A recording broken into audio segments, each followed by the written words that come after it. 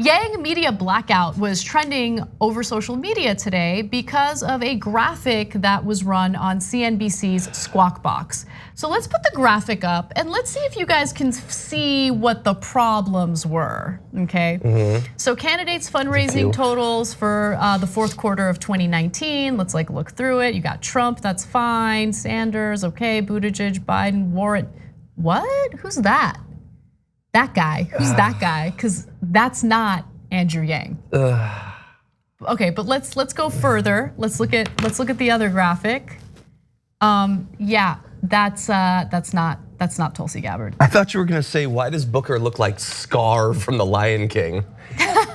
I think that I'm always curious because we don't have a traditional sort of newsroom environment. I'm always curious, I wish I knew more of what happened there.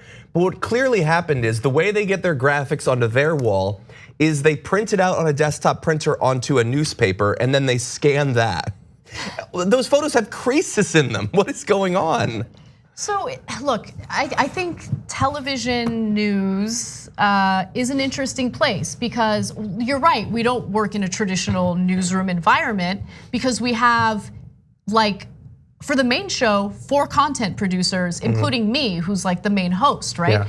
So I say that because in any other traditional news environment, the person who's on camera doesn't produce their own stuff. They just don't, right? They have segment producers. Every single segment has its own separate person producing.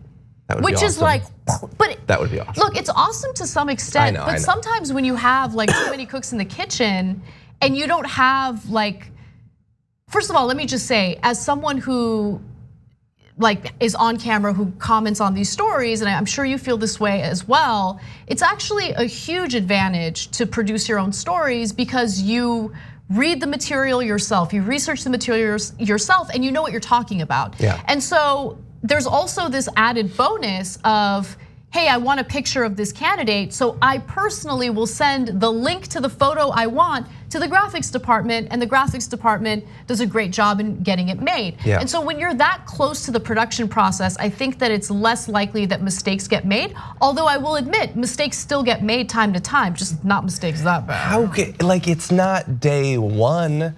How could you not know? There had 3 people at least, minimum. 3 people from when that was put into Photoshop or whatever they're using till the director hit the go button on it. There had to be 3 people and none of them know what Andrew Yang looks like. They just chose some guy named Yang. That's not good enough. So look, it's CNBC. The photo of the other Yang that they used is an entrepreneur who's actually been on the show. Which makes it even on their show? Yeah. Okay, maybe they had a graphic saved that had Yang. But you gotta double check before it's still not good air. enough, obviously. Yeah, look, they apologize. He's been on the show? Okay, that I didn't know, that's funny. Mistakes happen, let's not be too hard on them, even though they have endless resources that we don't have, but we don't make mistakes like that. Gabbard wrong. I mean, with a different candidate, how do you do that? Is this an inappropriate question? Which mistake is more unacceptable? No, the Yang is the more unacceptable. You think so? Yeah, because it's Gillibrand's a white woman. Yes, but at least they're both candidates. They just took some Asian guy with the same name and put it there. That seems worse to me. No, but I mean, they're both bad. They're both unacceptable. But the thing is, they have the same last name, so that mix up. But maybe they don't look similar. No, I know, I understand that, but maybe they just looked at a file name and it was labeled Yang and they just didn't double check and they used it. The Gillibrand Tulsi mix up is mind-boggling to me. That no one would have known who either of them was. They have different last names. Can we go back to that last photo? And they look completely different too. Because I want to drive home a point I made, the one with Yang close up. Is that not a crease across Warren's picture there? Right down the center. Yeah, I don't. It's a piece of paper, someone drew her. Yeah, I don't know. This is CNBC. It's a monitor. That studio is photo of a super expensive. It's a monitor. Everything there costs millions of dollars and they're incompetent at what they do. All right.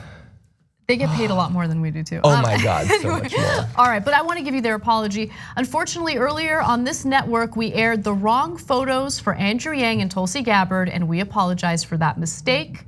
Now, I want to read you a tweet from Andrew Yang in November of 2019. This is November 23rd, 2019. They've omitted me from their graphics 12 plus times, called me John Yang on air, and given me a fraction of the speaking time over 2 debates despite my polling higher than other candidates on stage. At some point, you have to call it. Yeah. And so the Yang team actually put out this graphic that I want to share with you. And they put this out on May 17th of 2019. And so when you see one Y, that represents that the candidate was tied with Yang. When you see 2 Ys, that represents a candidate who had lower approval ratings than Yang, or was doing worse in the polls, I should say. And when you see 2 Qs, it means the day is coming. Jesus Christ. No, yeah, they have repeatedly left him off. Yeah. Yeah. And here's the thing about why I think the media does a blackout on people like Yang and Bernie Sanders. Like they make the mistake of thinking they're not viable or formidable candidates, right? And I think that it's actually secretly and unwittingly helped the candidates. It can, I think. Yeah. I think it's bad for most. In the presidential election, it's a little bit harder to totally hide someone. But yeah, in some races, I mean, when you don't have on primary challengers, you pretend that the primary doesn't exist. I mean, that undoubtedly hurts them. Thanks for watching the Young Turks. Really appreciate it. Another way to show support is through YouTube memberships. You'll get to interact with us more. There's live chat emojis, badges. You've got emojis of me, Anna, John, JR. So those are super fun. But you also get playback of our exclusive member-only shows and specials right after they air.